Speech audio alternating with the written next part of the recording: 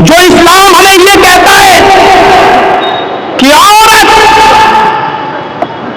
जिसकी आवाज भी इतने पर्दे में होना चाहिए कि अगर इमाम मस्जिद में रुकू करना या सजदा करना भूल जाए या एक रुकू के बजाय 2 रुकू कर ले और किसी मर्द को पता ना हो, पीछे कोई टोकने वाला ना हो, सुभान अल्लाह और अल्हम्दुलिल्लाह कहने वाला ना हो, और औरत को मालूम हो, औरतों की सब सफे लगी हो पीछे पर्दे के पीछे, उनको मालूम हो कि इमाम भूल गया, तो उनको इतनी दूर से सुभान अल्लाह और अल्हम्दुलिल्लाह कहने की जरूरत नहीं, अल्लाहु अकबर कहने की जरूरत नहीं है, क्योंकि अगर वो बोलेंगी तो उनकी आवाज मर्द सुनेंगे, उनकी आवाज भी कहीं फितना न बन जाए और नमाज पढ़ने वाले मर्दों के जहन में घुस न जाए कि बड़ी सुरीली बारीक आवाज, बड़ी जादू वाली आवाज है, और कहीं फिर ऐसी सुरीली आवाज वाली का पीछा न करने लगे, इसलिए औरतों को हुक्म दिया कि वो तस्बीह करेंगी,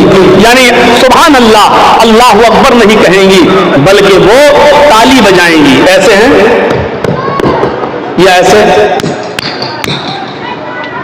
और इस आवाज को जब इमाम सुनेगा तो समझ जाएगा कि मैं भूल गया। गौर कर रहे हैं? सुभान अल्लाह कितना अच्छा जुमला है, अल्लाहु अकबर कितना प्यारा जुमला है, जमीन और आसमान नेकियों से भर जाते हैं, लेकिन औरतों को ये जुमला भी जोर से बोलने की इजाजत नहीं है।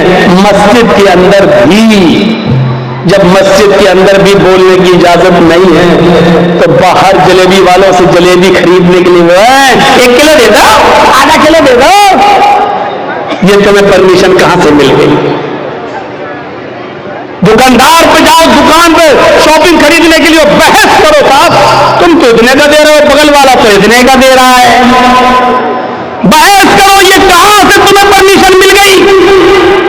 आज के तुर्यानियत के दौर में कदम कदम पर मेरे भाइयों को तो और याद करो कि अबू बकर सिद्दीक ने सिर्फ एक खजूर खा लिया था बस, और जब उसके गुलाम ने कहा कि ये खजूर तो मैं कहानत गढ़ के लाया हूं, किसी को मैंने कह दिया था कि तुम्हारी बीवी को बेटा होगा, आज उसको बेटा हुआ है, तो वो खुशी में हमको दे गया। अच्छा, ये तो अल्लाह को मालूम है बेटा है कि बेटी है, तुमने कैसे बता दिया? कहा वो तो मैंने भूल में लाठी मारी और उसके घर में बच्चा पैदा हो गया। अबू बकर सिद्दीक पानी पीते गए और हलक में उंगली डालते गए और कह करते गए, फिर उंगली डाली, फिर कह किया, और जब तक पूरा खजूर तो खा लिया तक निकाल नहीं दिया तब तक सुकून नहीं मिला, और बाद में कहा हराम का एक लुकमा अगर कोई खाता है, एक लुकमा, तो अल्लाह ताला उसके दिल को सयाह कर देता है, सयाह काला कर देता है, और जब तक वो तौबा न कर ले अल्लाह उसको नुक्ते को मिटाता नहीं है। तौबा कर लेता है तो नुक्ता मिटा देता है, और तौबा नहीं करता तो वो नुक्ता बढ़ते बढ़ते पूरे दिल को काला कर देता है। आज कदम कदम पर आप देख लीजिए, हमको एक वॉशिंग मशीन खरीदना है, वॉशिंग मशीन वाला कह रहा है साहब वॉशिंग मशीन 15,000 की है। आप ऐसा करते हो कि नहीं करते हो? साहब 15,000 रुपए तो नहीं है, 5,000 रुपए ले लो और बकिया किस्तें बांध लो, और किस्तें बांध दी गई, किस्तें बांध दी गई। अब वो भले ही 15,000 की जगह अब 16,000 दे रहे हैं, क्योंकि वो आपने लोन ले लिया है। अब आपको हर महीने 500 रुपया 1,000 रुपया आपको देना पड़ रहा है। मेरे प्यारे साथियों, ये चीज शरीयत के अंदर जायज नहीं है, क्योंकि एक चीज ये होती है कि ये 4 व्हीलर है, गाड़ी है 4 व्हीलर, यहां गवर्नमेंट ने वो लगा दिया है, इनकम टैक्स से जुड़ा हुआ है मामला। ये गाड़ी 15 लाख रुपए की है, जर्जी साहब अगर डायरेक्ट 15 लाख कैश दे रहे हैं तो इनकम टैक्स को जवाब देना पड़ेगा। यहां लोन लेना जायज है, इनकम टैक्स से बचने के लिए यहां लोन लेना जायज है। 5 लाख रुपए देकर बकिया 10 लाख रुपए का लोन कर देना ताकि इनकम टैक्स से हम बच सके, यहां लोन लेना जायज है, क्योंकि गवर्नमेंट की नजर में आप आ जा रहे हैं तो ये मजबूरी है यहां। लेकिन हमारे पास یہ موبائل خریدنے کا پیسہ ہے, یہ موبائل 15,000 کا ہے, میرے پاس 15,000 روپے ہیں بھی, لیکن اس کے باوجود بھی ہم 5,000 دے کر 1,000 روپے مہینہ ہم بعد میں آپ کو دیں گے, تو یہ چیز جائز نہیں ہے. آج قدم قدم پر ایسی برائیاں ہمیں دیکھنے کو ملتی ہیں. آج ہم حرام کے کس لقمے تک پہنچ چکے ہمیں پتہ نہیں ہے. ہم نماز بھی پڑھ رہے ہیں اور حرام لقمے بھی کھا رہے ہیں. حضرت عائشہ فرماتی ہے تمہاری کمر کمان کی طرح جھکی کیوں نہ جائے, دعائیں کرتے کرتے یعنی تم بوڑھے کیوں نہ ہو جاؤ, جب تک تم حلال لقمہ نہیں کھاؤ گے اور حرام لقمہ نہیں چھوڑو گے, اللہ تمہاری دعا کو تمہارے سر سے اوپر نہیں لے جائے گا. کریڈٹ کارڈ ابھی پوچھو نا, بڑے بڑے لوگوں کے پاس کریڈٹ کارڈ ملے گا. کریڈٹ کارڈ کی حیثیت کیا آپ کو معلوم ہے؟ کریڈٹ کارڈ بینک آپ کے بیلنس کو دیکھتے ہوئے کریڈٹ دیتی ہے آپ کو. کریڈٹ کارڈ 1 لاکھ روپے آپ کو ادھار دے دیا گیا, آپ نے لے لیا. ایک لمٹ ہوتی ہے, اس لمٹ میں آپ کو وہ بینک میں اتنا پیسہ دینا ہے تب تو ٹھیک, اور جیسی وہ لمٹ نکلی آپ کے اوپر پرسنٹیج لگنا شروع ہو گیا, آپ کو اب مزید دینا پڑے گا. اب 1,05,000 دینا ہے, 1,10,000, کیونکہ آپ نے لمٹ کے اندر آپ نے پیسہ جمع نہیں کیا. کوئی بینک آپ کو 1 لاکھ روپیہ ادھار کیوں دے گی؟ آپ کو کیوں دے گی 2 لاکھ؟ آپ کو کیوں دے گی 1 لاکھ؟ وہ جانتی ہے کبھی نہ کبھی تو آپ ایسا کریں گے کہ وقت پہ نہیں دے پائیں گے, کبھی مجبوری ہوگی آپ کے ساتھ, اور جہاں مجبوری میں آپ نے ایک قسط بھی جمع نہیں کی وہیں سے آپ کے اوپر بیاج لگنا شروع ہوگا. اسی لیے علماء نے بالاتفاق فتویٰ دیا ہے کہ کریڈٹ کارڈ بنوانا جائز نہیں ہے اور کریڈٹ کارڈ ناجائز ہے. اب آپ اندازہ لگائیے. تو ہمیں یہ علمی یہ مدرسوں سے یہ چیزیں ملیں گی آپ کو, یا گہرا مطالعہ کیجیے. آج ہر زبان میں کتابیں چھپ چکی ہے, ہر زبان میں کتابیں آ چکی ہیں. آپ اسلام کا مطالعہ کیجیے, حلال اور حرام کو دیکھیے. میرے بھائیوں, قدم قدم پر آپ کو حرام اور حلال کی تمیز آج اٹھ چکی ہے, قدم قدم پر دیکھنے کو ملے گا. تو باپ اپنی اولاد کی اچھی تربیت کرتا ہے, ماں بھی اپنی اولاد کی اچھی تربیت کرتی ہے. تذکرۃ الحفاظ میں علامہ شمس الدین ذہبی نے نقل کیا ہے کہ ایک عورت تھی جس کے گھر جب بچہ پیدا ہوا, ایک عورت تھی جس کے گھر میں بچہ پیدا ہوا, جب وہ بچہ پیشاب کرتا تھا تو ان کی ماں اس کی شرمگاہ پر پانی ڈال دیا کرتی تھی. بچے نے پیشاب کیا, ماں نے پانی ڈال دیا, بچے نے پیشاب کیا, پھر ماں نے پانی ڈال دیا. ماں پانی ضرور ڈال دیا کرتی تھی. آج کل ہماری مائیں کیا کرتی ہے, بچے کی پینٹ کی چین کھولی, بیٹا یہاں کھڑے ہو کے پیشاب کر لے, یہاں کھڑے ہو کے پیشاب کر لے. بیٹا کھڑے 5 سال 6 سال کا بچہ کھڑے ہو کر پیشاب, یہاں بچہ پیشاب کرتا, ماں پانی ڈال دیتی. پہلا دن تھا اس بچے کے چلنے کا, پہلا دن تھا بچے کے چلنے کا. بچہ جیسے ہی پہلا دن کھڑا ہوا اور اس کو چلنے لگا, اس کو پیشاب لگا, بچے نے ایسی پانی کا برتن اٹھایا اپنے کمزور ہاتھوں سے اور ایسے لگاتے ہوئے دھیرے دھیرے چال سے گیا اور دروازے کے پاس جا کر بیٹھ گیا. ماں دور سے دیکھ رہی کہ دیکھیں میرا بیٹا کیا کرتا ہے. وہ بیٹھ گیا, اس نے اپنا کپڑا خود اتار لیا, بیٹھ کر پیشاب کرنے لگا.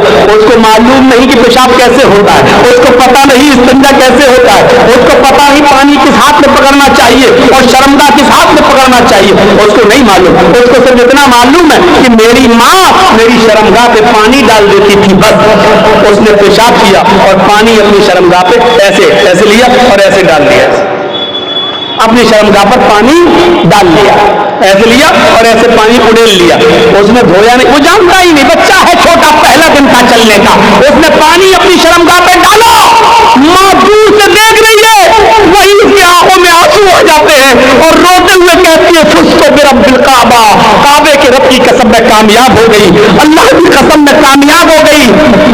میں جو سکھانا چاہتی تھی اپنے بچے کو میں نے وہ سکھا دیا, میں جو سکھانا چاہتی تھی اپنے بچے کو میں نے سکھا دیا. میں یہی سکھانا چاہتی تھی کہ میرا بیٹا پینٹ کی چین کھول کے کھڑے ہو کر گدھے کتوں کی طرح پیشاب نہ کرے. میں نے بہت کچھ کہہ دیا ہے, گدھے کتوں کی طرح پیشاب نہ کرے. عقل مند ہوگے تو سمجھ گئے ہوگے کہ میں نے کیا کہا ہے, اور نہیں ہوگے تو ایک کان سے سن کے دوسرے کان سے اڑا دو گے. یہ تعلیم آپ کو ماں کی گود سے ملے گی. Mother's lap is first college for children. ماں کی گود بچے کا پہلا مدرسہ ہے. یا ان دینی مدرسوں سے ملے گی. آپ بڑے بڑی یونیورسٹی دیکھ لو, پورنیہ میڈیکل کالج دیکھ لو, کشن گنج میڈیکل کالج دیکھ لو, Jamia Millia J N you, بڑے بڑے کالجز اور یونیورسٹیز دیکھ لو, جہاں سے پڑھ کے نکلنے والے بڑے بڑے ڈاکٹروں کو, انجینئروں کو دیکھ لو. ان کو ڈگریاں تو مل گئی ڈاکٹری کی, پی ایچ ڈی کی, انجینئر کی, لیکن تربیت نہیں ملی. آج ان کو سڑک کے کنارے پینٹ کی چین کھول کر گدھوں کی اور کتوں کی طرح پیشاب کرتے ہوئے آپ دیکھ سکتے ہو. تربیت ماں کی گود سے یا مدرسوں سے ملتی ہے. اس لیے بچے کو پڑھانے اور لکھانے کے ساتھ ساتھ اچھی تربیت بھی ضروری ہے. اچھی تربیت دو گے تو بچہ نیک بنے گا اور آپ کی خدمت کرے گا. ارے کم سے کم بچوں کو اتنا تو پڑھا دو کہ آپ کی قبر پر جا کر وہ یہ کہہ سکے, اللہم اغفر لأبی وارحمہ وعافہ واعف عنہ. اللہ یہ میرے باپ کی قبر ہے, اے اللہ ان کی مغفرت فرما دے, اللہ ان پر رحم فرما, اے اللہ ان کی بہترین مہمان نوازی کر. ارے اتنا تو سکھا دو کہ آپ کا بیٹا آپ کی قبر پر جا کر یہ دعا کر سکے, اللہم آنسہ فی وحدتہ, اللہم آنسہ فی وحشتہ, اللہم آنسہ فی غربتہ. اے اللہ اس قبر میں میرا باپ ہے, اے اللہ اس تنہائی میں, اس تاریخ میں, اس اندھیرے میں میرے باپ کے لیے میری باپ کو مانوس کر دے یہاں کی تنہائی سے. اے اللہ میرے باپ کو مانوس کر دے یہاں کی وحشت سے, خطرناک کیڑے اور مکوڑوں سے. اور اللہ میرے باپ کی باڈی کو محفوظ فرما دے اور مانوس کر دے یہاں کی اجنبیت سے. کم اتنا تو سکھا دو کہ مرنے کے بعد آپ تو خوش ہیں کہ آپ نے اپنے بچے کو ڈاکٹر بنا دیا, لیکن اتنا جانتے ہو کہ آپ کے مرنے کے بعد کہ آپ کا بیٹا آپ کی قبر پہ آپ کے لیے دعا بھی کر سکتا ہے. آج بھی وہ جاتا تو کہتا اللہ میرے باپ کو بخش دے, اللہ میرے باپ کی قبر کو, اللہ میرے باپ کے گناہ کو معاف کر دے. ارے یہ کوئی دعا ہوئی؟ تم اپنی زبان میں دعا کر رہے ہو. ارے دعا بھی کرو تو وہ دعا کرو جو اللہ کے نبی نے بتائی ہے, جو اللہ کے نبی نے فرمایا ہے.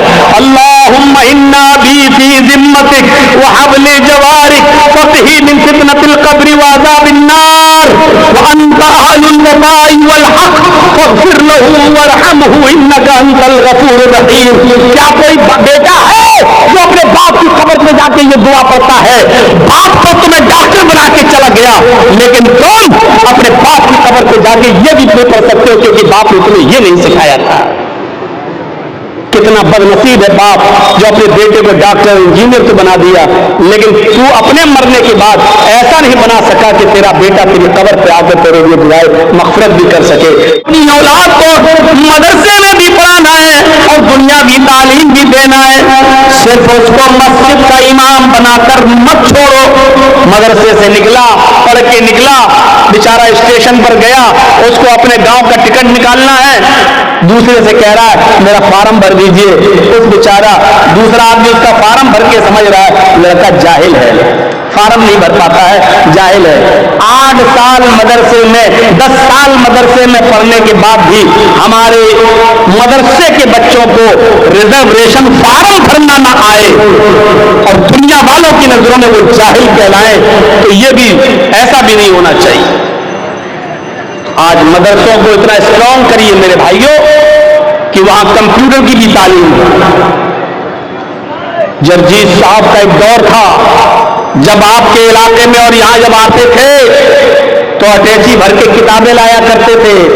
اٹھتی نہیں تھی اٹیچی, 5, 6, 10 کتابیں بھر کے چلتے تھے, مطالعہ کرتے تھے. کبھی اس کتاب کو دیکھ کے تیاری کرنا ہے, کبھی اس کتاب کو. اور آج یہ زمانہ آ چکا ہے کہ کتابیں جرجیت صاحب کی الماری میں رکھی ہوئی ہیں اور موبائل میں وہ ساری کتابیں ڈاؤن لوڈ ہیں. ڈاؤن لوڈ صرف ہمارے اس موبائل میں 20,000 کتابیں موجود ہیں, پوری ایک لائبریری ہے. اب اتنی بھاری اٹیچی لے کے چلنے کی ضرورت نہیں. کھولا اپنا سافٹ ویئر اور جو کتاب پڑھنا ہے, جو پیج دیکھنا ہے, صرف ایک لفظ لکھنا ہے. جیسے دیکھنا ہے الحمدللہ رب العالمین, یہ آیت قرآن میں کہا ہے, بس الحمد ٹائپ کر کے کلک کیجئے, پوری آیت آ گئی الحمدللہ رب العالمین. اور الحمد کا لفظ پورے قرآن میں کتنی جگہوں پر آیا, پوری کی پوری ایک لسٹ آ گئی. آج زمانہ یہ ہے اور آج موجودہ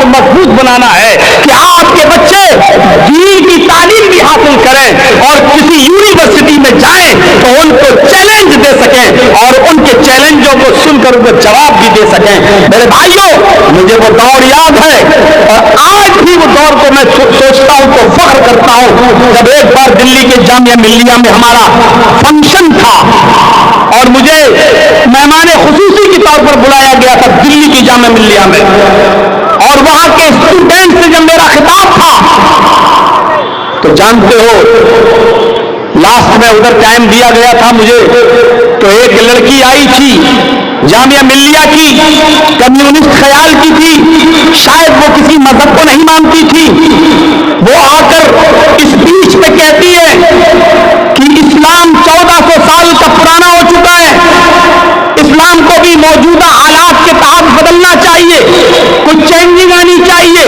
ہر چیز جب پرانی ہو جاتی ہے تو اس کو ریجیکٹ کر دیا جاتا ہے اور اس کی جگہ پر نئی چیز لائی جاتی ہے۔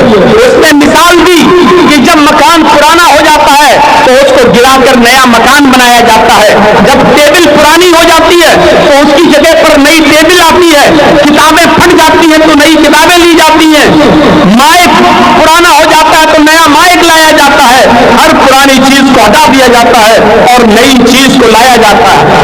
لہذا اسلام بھی 1400 سال کا پرانا ہو چکا ہے۔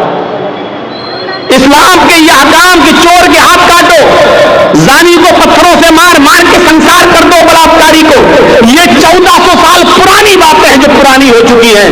اب اسلام کو بھی چینج ہونا چاہیے، اسلام کو بھی بدلنا چاہیے۔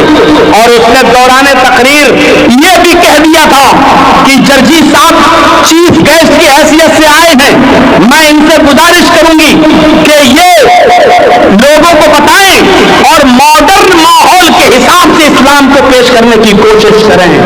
یا تو اس کے باپ نے اس کو صحیح تربیت نہیں دی تھی یا پھر اس کا ذہن کہیں خراب تھا۔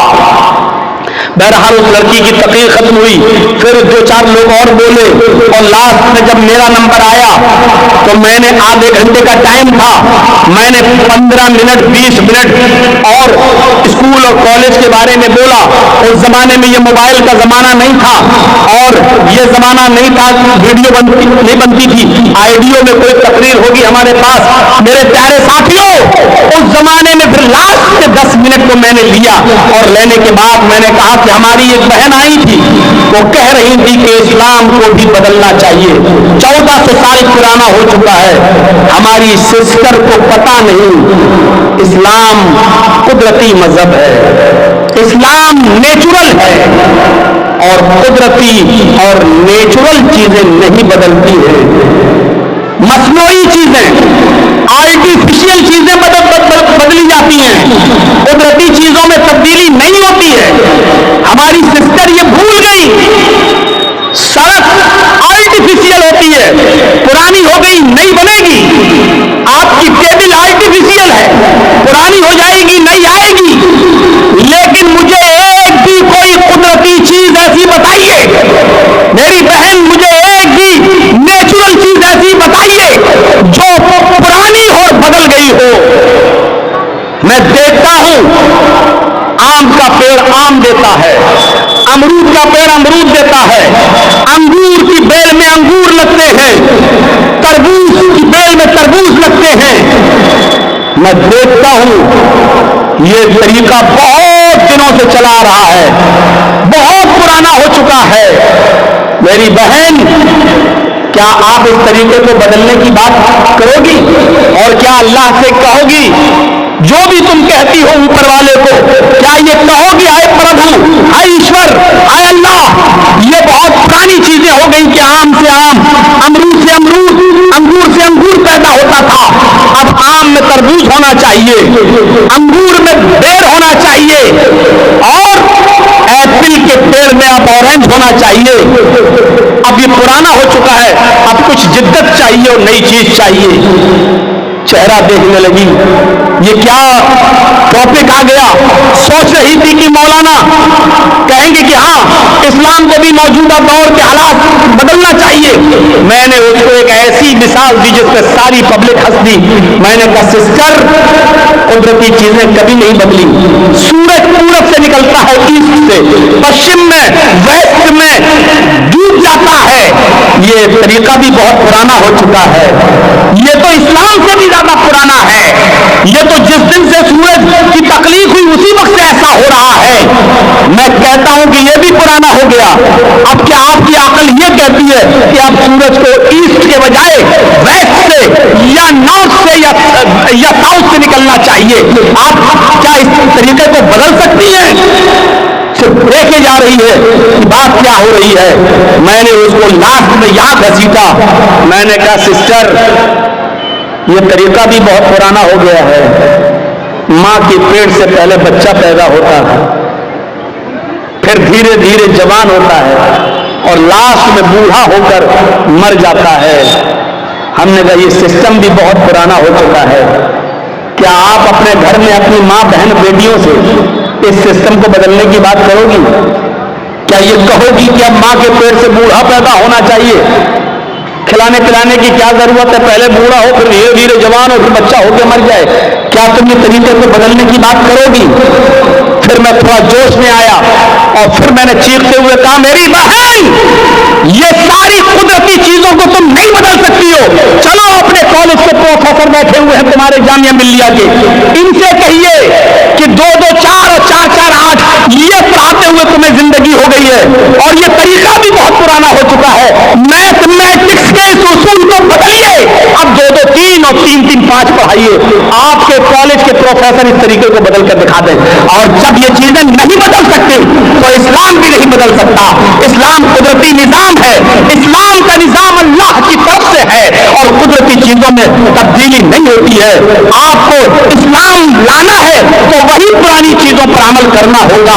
दुनिया कहती है कि बहुत तरक्की कर रही है, आगे की तरफ देख। मैं कहता हूं कि तुम 1400 साल पीछे की तरफ देखो, बहुत तरक्की कर जाओगे।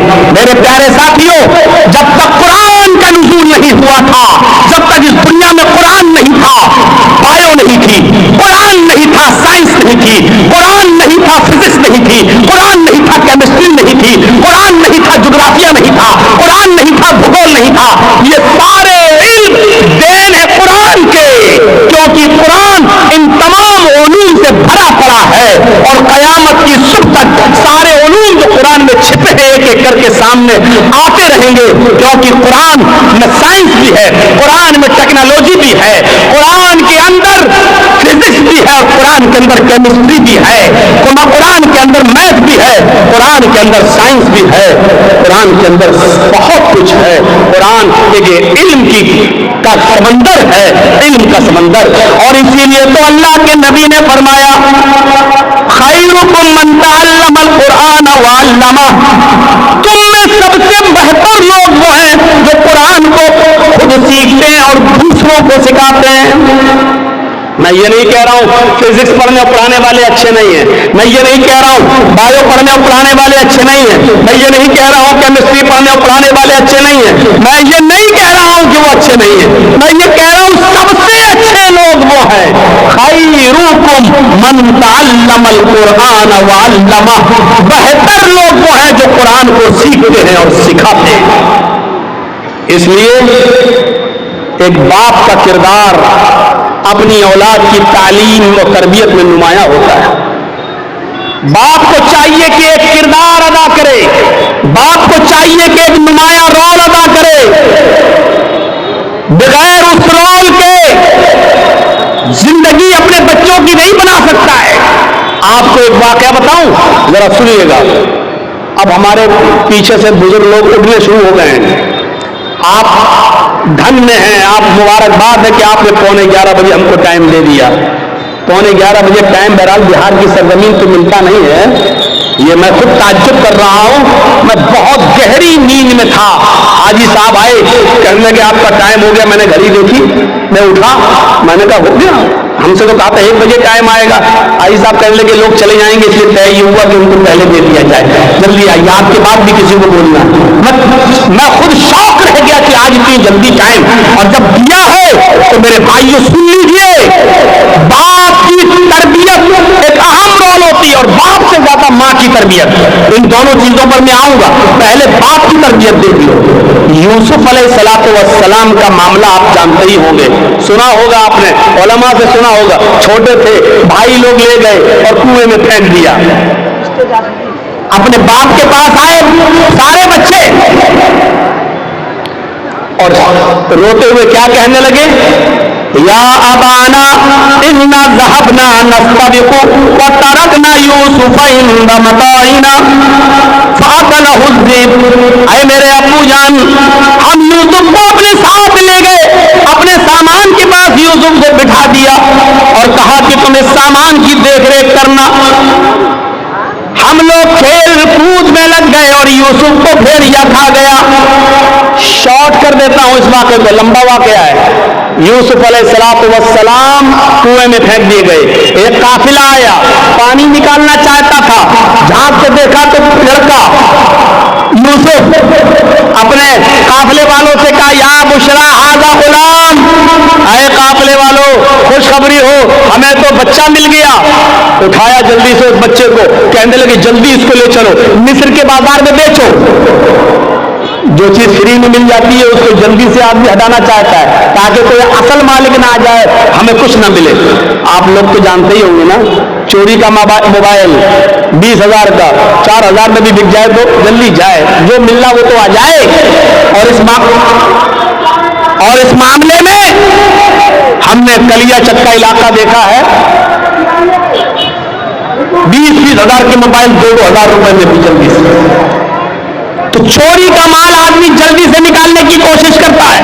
اب یہ بچہ جو ان کو کنویں میں ملا، اس کا اصل باپ نہ آ جائے کہیں یہ بچہ لے نہ لے، اس لیے اس کو بیچ دو پہلے۔ تو حضرت یوسف علیہ السلام کو بیچ دیا گیا مصر کے بازار میں۔ اور یہ تو آپ جانتے ہیں کہ وہ کتنے خوبصورت تھے، ان کی خوبصورتی کا ذکر قرآن میں آیا ہے، لیکن بکے کتنے میں؟ ان کی قیمت کیا لگی مصر کے بازار میں؟ وَشَرَوْهُ بِثَمَنٍ بَخْسٍ دَرَاهِمَ مَعْدُودَةٍ، یہ ہے ان کی قیمت۔ وَشَرَوْهُ بِثَمَنٍ بَخْسٍ دَرَاهِمَ مَعْدُودَةٍ، چند کھوٹے سکوں میں بیچ دیے گئے، چند کھوٹے سکوں میں بیچ دیے گئے۔ چلے بادشاہ مصر کے گھر میں آئے، بادشاہ نے اپنی بیوی سے کہا، بہت سے لوگ نام لیں گے، زلیخا کسی صحیح حدیث میں نہیں آیا، اس لیے جب نام آیا نہیں تو ہم نام لیں گے نہیں، ہم صرف یہی کہیں گے بادشاہ کی بیوی۔ بادشاہ مصر نے اپنی بیوی سے کہا کھلاؤ پلاؤ پالو پوسو بڑا کرو، بڑا ہوگا، ہماری کوئی اولاد نہیں، ہم اس کو اپنا بیٹا بنا لیں گے، یا یہ آگے چل کر ہم کو کوئی فائدہ پہنچائے گا۔ دیکھ ریکھ ہوتی رہی، کھلاتی رہی، پالتی رہی، پوستی رہی، بڑا یوسف بڑے ہو گئے، جوان ہو گئے، بالغ ہو گئے۔ اب ایک اور امتحان، ادھر بالغ ہوئے، ادھر بادشاہ کی بیوی کا ہی دل آ گیا یوسف پر۔ نبی بننے سے پہلے امتحان دیکھیے، بادشاہ مصر کی بیوی کا دل آ گیا، یوسف کو ورگلانے لگی، بہکانے لگی، اپنی طرف مائل کرنے لگی۔ یوسف بچتے رہے، بہانہ کرتے رہے، بچتے رہے۔ دھیرے دھیرے چرچا ہو گیا عورتوں میں، مصر کی عورتوں میں چرچا ہو گیا۔ اور چرچا کیا ہوا؟ دیکھو بادشاہ کی بیوی غلام کو دل دے بیٹھی، بادشاہ کی بیوی نے غلام کو دل دے دیا۔ اور عورتوں میں چرچا جب ہوتا ہے نا تو بہت خطرناک چرچا ہوتا ہے۔ کوئی بات آپ کو جلدی سے پورے علاقے میں پھیلانا ہو تو 2-4 عورتوں کو بتا دو، شام نہیں ہوگی پھیل جائے گی۔ عورتوں میں چرچے بہت جلدی ہوتے ہیں۔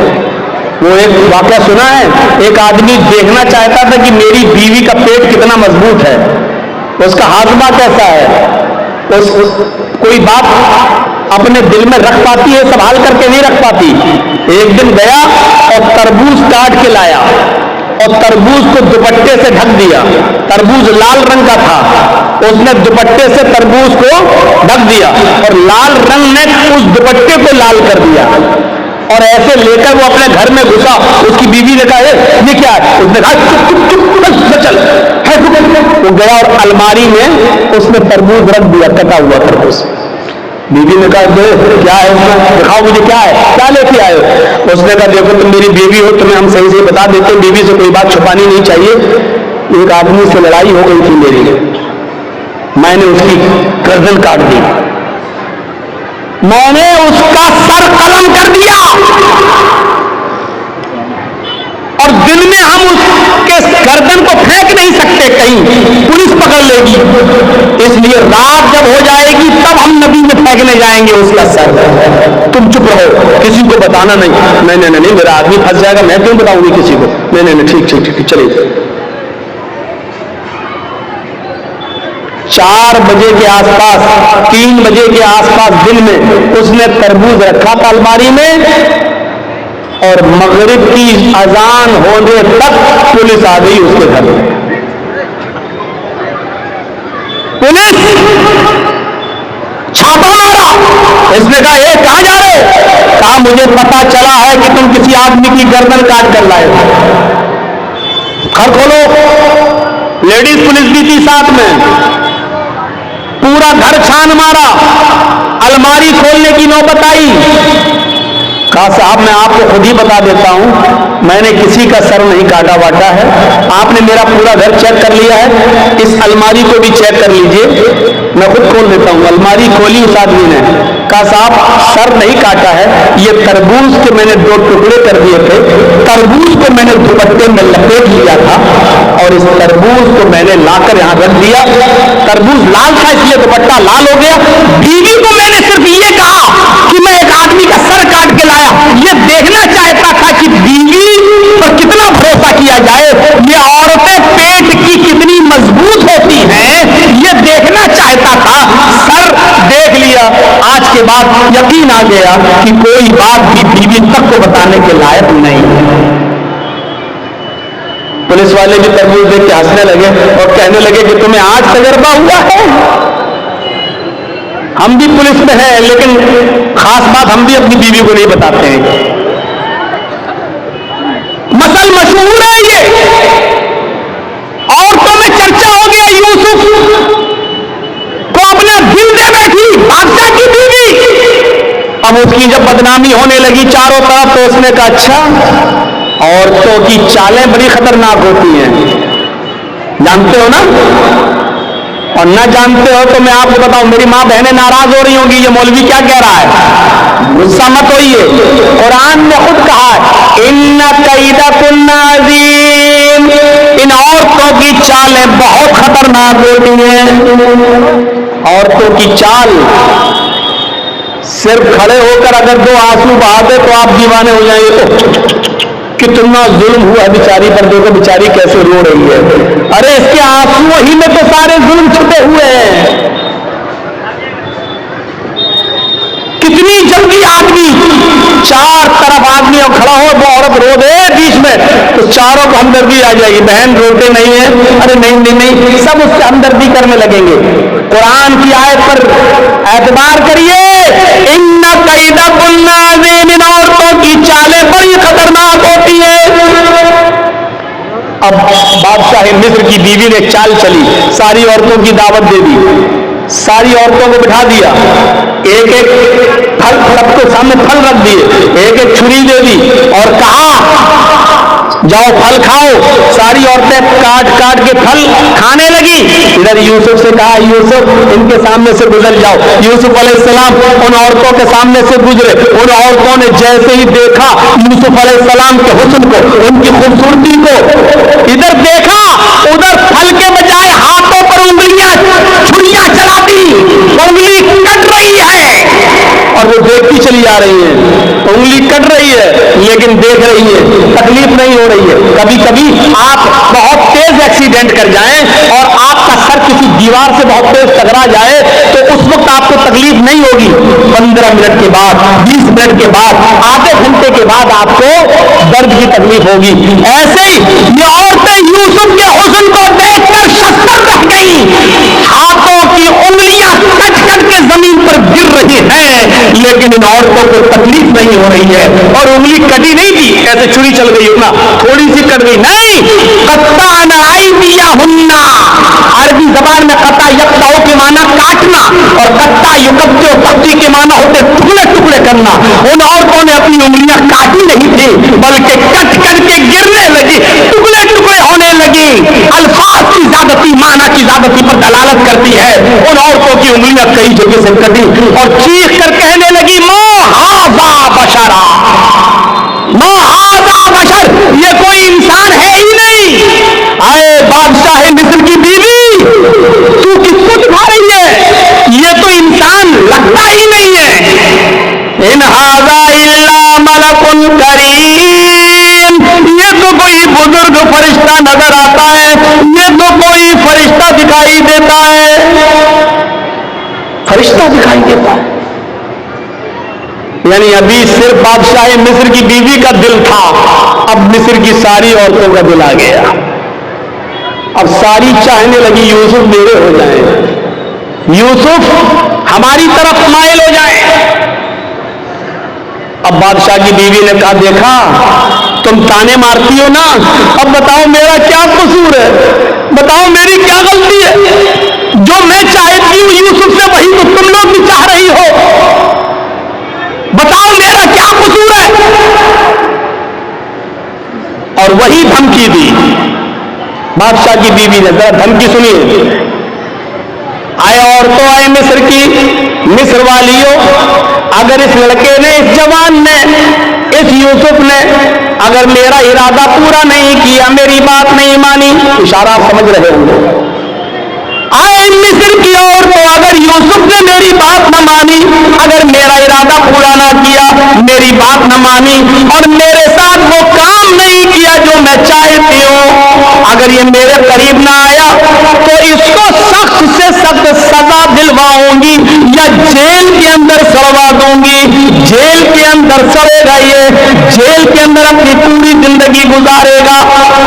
जब यूसुफ अलैहिस्सलाम को ये धमकी मिली कि ये कह रही है अगर इसने मेरी बात न मानी तो सख्त से सख्त सजा दिलवाऊंगी या जेल में सड़ा दूंगी, तो आसमान पे नजरें डाली यूसुफ अलैहिस्सलाम ने और अपने रब को पुकार कर क्या फरमाया, रब्बि सिज्नु अहब्बु इलैया मिम्मा यदूननी इलैहि।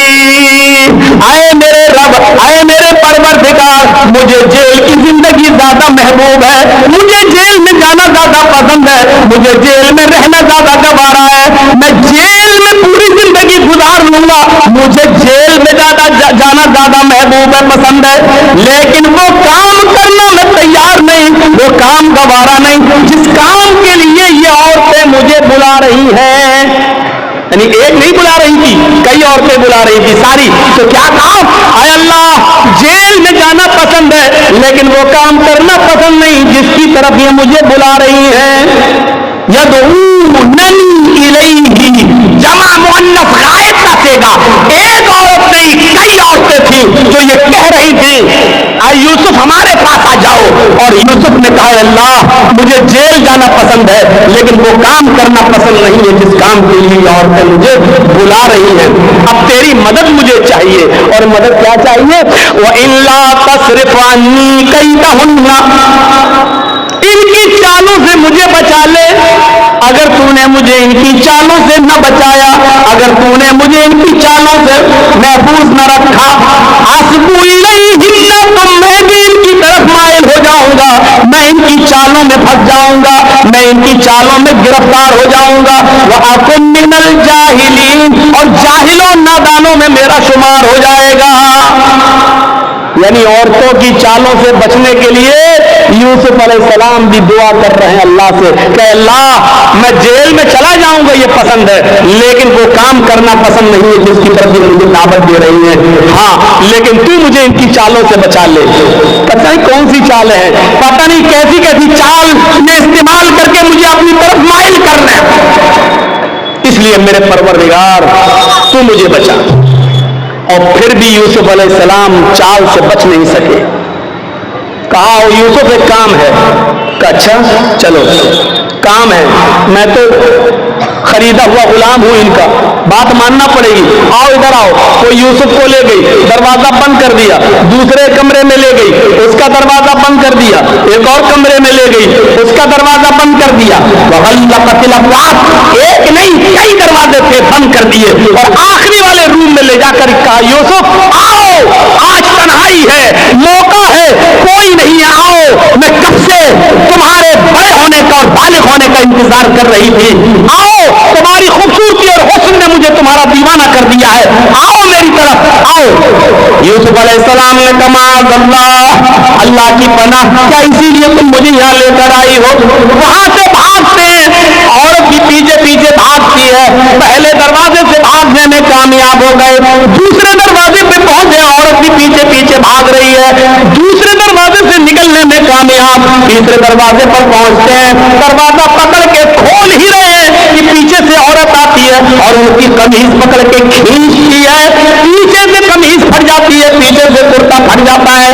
یوسف علیہ السلام کا پیچھے سے کرتا پھٹتا ہے، سامنے کا دروازہ کھلتا ہے. دروازہ کھلتا تو کیا دیکھتے ہیں؟ اس عورت کا شوہر کھڑا ہے، بادشاہ سامنے کھڑا ہے. اس عورت نے فوراً الزام لگاتے ہوئے فرمایا اے میرے سرتاج، اے میرے شوہر، جو تمہاری بیوی پر غلط نظر ڈال کر اس کے ساتھ برے کام کے ارادے سے اندر داخل ہو جائے، بتاؤ اس کی سزا کیا ہونی چاہیے سوائے جیل کے؟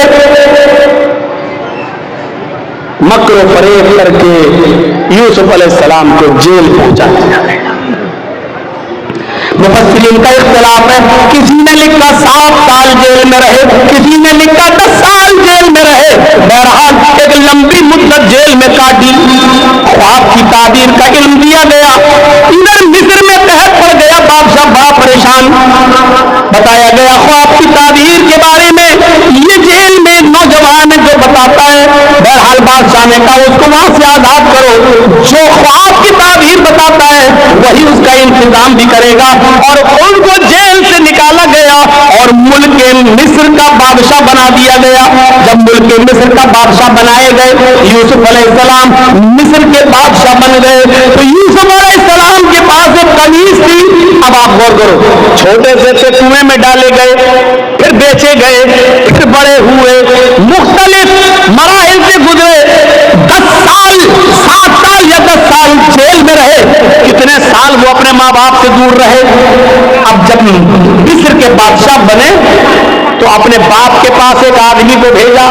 کرتا تھا اپنا، قمیص یہ اتاری اور دیا کہ لو اس کرتے کو فلاں فلاں بستی میں لے جاؤ، اور یعقوب نام کا ایک بوڑھا آدمی تمہیں ملے گا، یہ قمیص اس بوڑھے آدمی کو دے دینا، وہ پہچان لے گا یہ قمیص کس کی ہے.